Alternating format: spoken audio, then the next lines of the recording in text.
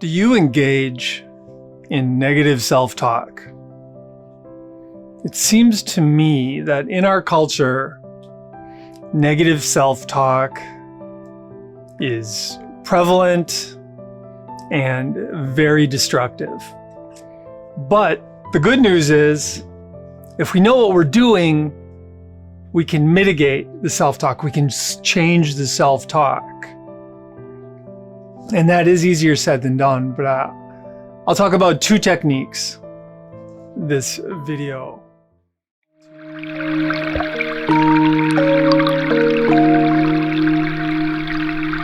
Number one is getting into the habit of talking to ourselves like we're talking to our best friend. So in other words, when I'm talking to myself, I'll say something like, "You got this, brother." I'll be encouraging. "You got this, brother. You can do this." Or if I make a big mistake, I go into the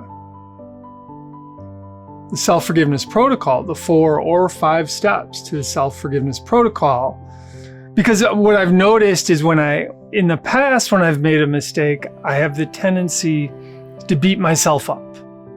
And the self-talk that occurs when I used to make a mistake was I would be just degrading myself in my mind. "How could you do that? You're so blah, blah, blah," like talking bad to myself. But now, after I make a mistake, I try and go into the forgiveness protocol, self-forgiveness protocol. And step 1 of the forgiveness protocol is realizing that all humans make mistakes. All humans make mistakes. It's part of the human condition to make mistakes. Number 2, I am a human. Number 3, I'm going to do everything I can to learn from that mistake that I just made. Number 4, I forgive myself.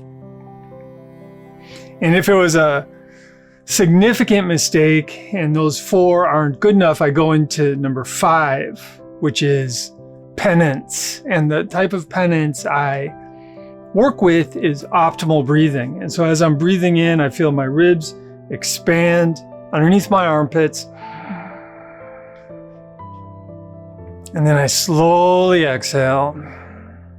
So I'm slowing my breathing down and I'm breathing more deeply than usual. And I breathe in. Ribs expand. And exhaling, slowing the exhale. And what I mean by penance is if I make a significant mistake,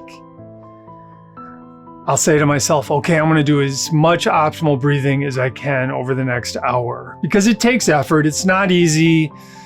It's a way to prove to myself that I'm willing to try and learn from this mistake. So the self-forgiveness protocol, quickly again, is all humans make mistakes. I am a human. I'm going to do everything I can to learn from this mistake. I forgive myself. If that's not good enough, boom, penance. I'll do this optimal breathing as much as possible for the next hour. So that combined with talking to myself like I'm my best friend are 2 techniques any of us can use to reduce negative self-talk. And another technique, actually, so there's going to be 3 techniques. The 3rd technique is to be the witness to that negative self-talk. So if there's negative self-talk occurring, I hear it and I label it. I notice it and I label it. Negative self-talk. At that point, I separate that thought from my mind and I don't identify with it anymore. It turns into a thought rather than part of me. So the metacognition, which is cognition of cognition, noticing from a mindful perspective and labeling it, boom, allows me to quiet that self-talk down. So I use metacognition, I use talking to myself like I'm talking to my best friend, and I use the self-forgiveness protocol. As far as talking to yourself like you're your best friend, my suggestion is to just start right now. Just in your mind, just say something really like you're talking to your best friend. Just say it right now. Hey, bro, you got this. Or whatever it is, Listen, man, you're trying your best, That's the kind of self-talk we want to encourage and we want to promote in our own minds. And the idea is the more we use these techniques, the more these techniques kind of sift into our subconscious and become our habits.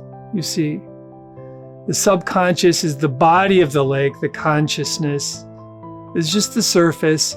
And if we work with our consciousness, with these habits, they just start, if we keep using them over and over, like the talking to ourselves, like we're talking to our best friends, it just sifts down into the subconscious, enters our interest library, positive self-talk, enters our belief system. I'm a human. I'm trying the best I can. So through repeating these techniques over and over, we profoundly improve our subconscious and conscious minds. So work with these 3 techniques. The metacognition piece, the piece of just watching your talk, just use that as much as possible throughout the day. Get in the habit of the encouraging self-talk. And when you do make those mistakes, remember, you're a human and we all make mistakes. And we want to learn from the mistakes. That's the thing. If I make a mistake and I just beat myself up, there's a good chance I won't learn from it because my self-esteem is going down at that point, right? I want to make the mistake and then realize, oh, I made a mistake, fully realize it. I'm a human. I'm going to learn from that mistake. I'm determined to learn from it. I forgive myself and then go into optimal breathing, perhaps, which is a great way to calm the mind, clear the mind, and that allows you to more significantly and profoundly kind of view the mistake and strategize on how you're not going to make that mistake again. So, have fun with these techniques. Look at your life like a great experiment.